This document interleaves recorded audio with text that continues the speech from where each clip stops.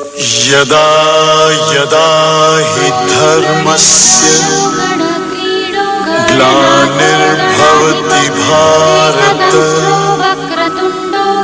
अभ्युत्थानम् अधर्मस्य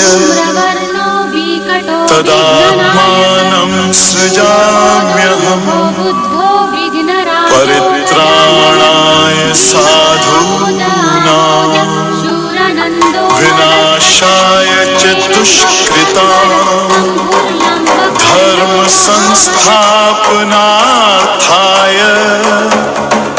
संभवामि युगे युगे।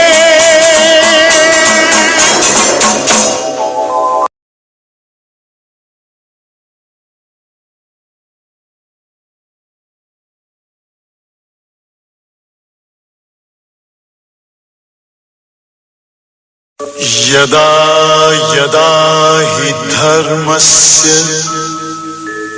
ग्लानिर्भवति